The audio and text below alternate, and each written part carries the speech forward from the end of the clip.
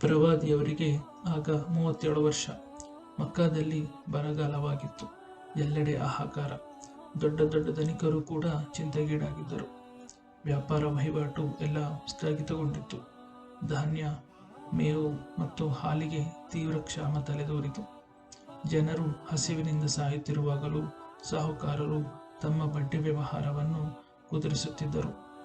ಬಡವರು ಹೆಚ್ಚಿನ ಬಡ್ಡಿ ದರಕ್ಕೆ ಅವರಿಂದ ಸಾಲ ಪಡೆಯಲು ನಿರ್ಬಂಧಿತರಾಗಿದ್ದರು. ಒಡಲ ಅಗ್ನಿಯನ್ನು ತಣಿಸಲು ಅವರ ಮುಂದೆ ಅನ್ಯ ಮಾರ್ಗವಿಲ್ಲ. ವ್ಯಾಪಾರಿಗಳು ಲಾಭಬಡುಕರಾಗಿದ್ದಾರೆ. ಅಕ್ರಮ ದಾಸ್ತಾನುಗಾರರು ತಮ್ಮ ಗೋದಾಮುಗಳನ್ನು ತುಂಬುತ್ತಿದ್ದರು.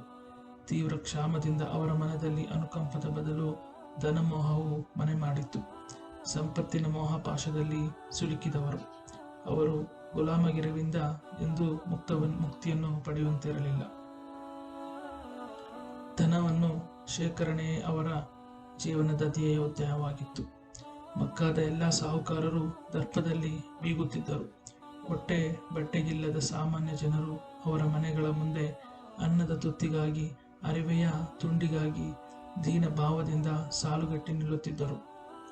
ಆದರೆ ಇದೇ ನಗರದಲ್ಲಿ ಪ್ರವಾದಿ ಮುಹಮ್ಮದರವರು ಅವರ ಮನೆಯ ಬಾಗಿಲವು ತೆರೆದು ಬಡವರಿಗಾಗಿ ಕಾಯುತ್ತಿತ್ತು. ಅಲ್ಲಿ ಹಸಿದವನಿಗೆ ಅನ್ನದ ದೊರೆಯುತ್ತಿತ್ತು.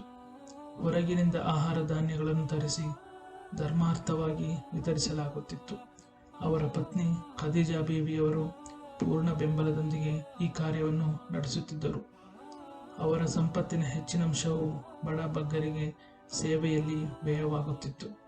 ಈ ಪಾವನ ದಂಪತಿಗಳು ಅನೇಕರನ್ನು ಸಾವಿನ ದವಡೆಯಿಂದ ರಕ್ಷಿಸಿದ್ದರು. ಮಕ್ಕಾ ಪಟ್ಟಣದಲ್ಲೆಲ್ಲ ಅವರ ಔದಾರ್ಯ ಮತ್ತು ದಾನಶೀಲತೆಯ ಚರ್ಚಾ ವಿಷಯವಾಗಿತ್ತು.